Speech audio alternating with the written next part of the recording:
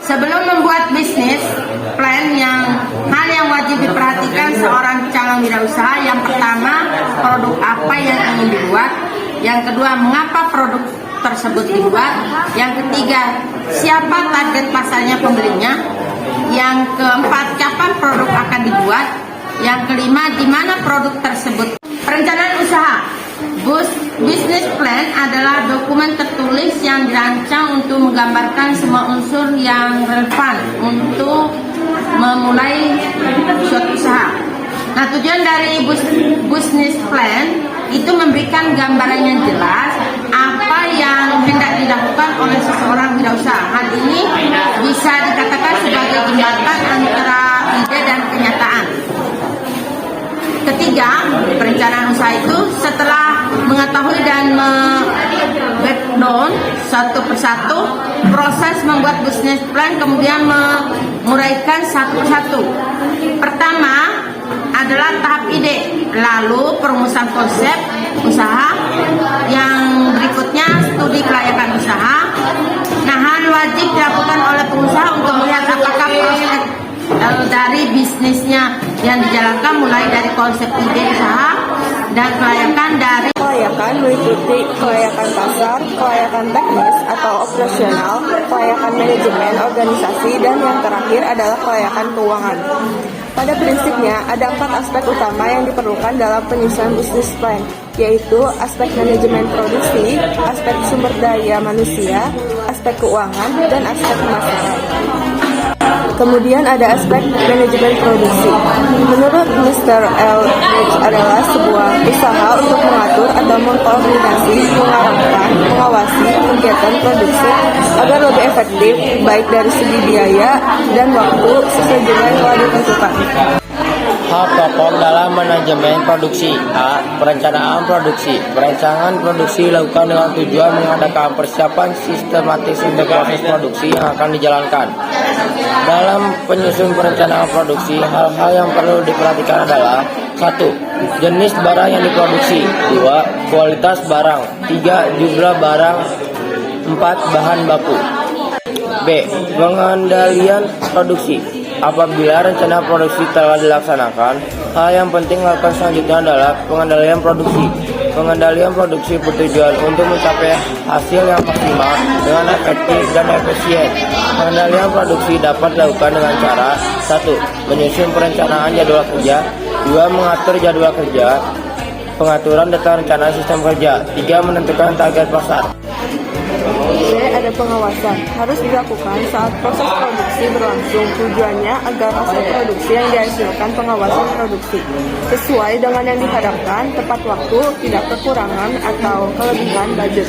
Produk sesuai dengan standar kualitas hingga siap untuk dipasarkan. Adapun hal yang sebaiknya dilakukan adalah: yang pertama, ada menetapkan standar dan kualitas barang. Kedua, melaksanakan produksi tepat waktu. Ketiga, ada quality control atau pengecekan kualitas. Yang kedua, ada aspek manajemen sumber daya manusia. Yang pertama, aspek sumber daya manusia merupakan hal yang penting dalam sebuah ide usaha. Perencanaan dan persiapan sumber daya manusia yang handal akan turut mempengaruhi pada produk dan pelayanan sebuah usaha.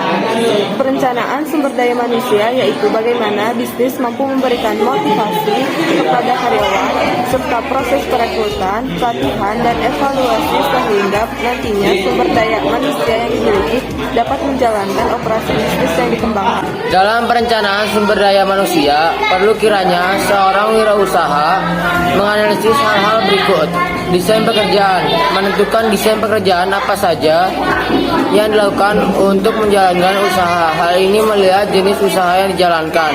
Deskripsi pekerjaan. Deskripsi pekerjaan wajib dilakukan sebagai acuan tugas divisi. Hal ini untuk menghindari tumpang tindih pekerjaan sehingga memperlambat produksi. Job value.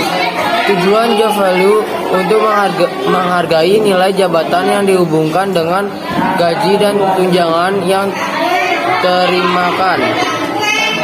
Kapasitas SDM.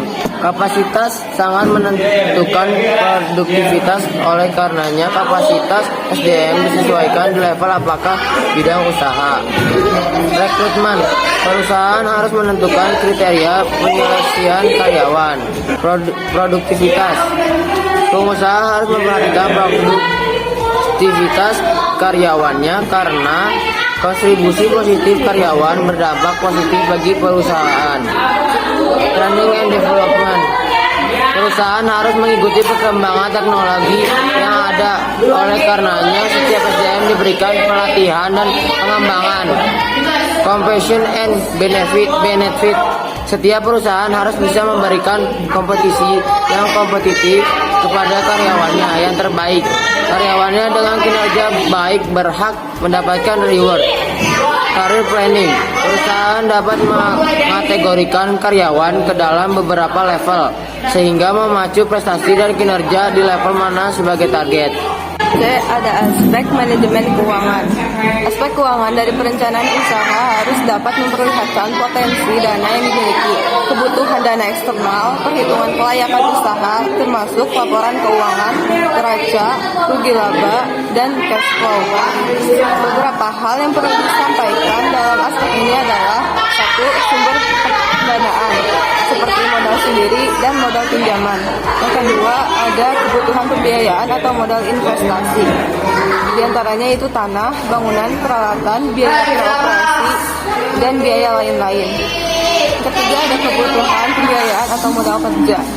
Yang pertama ada bahan baku, bahan pelengkap, biaya tenaga kerja, biaya listrik, air, telepon, alat kantor, dan biaya lain-lain.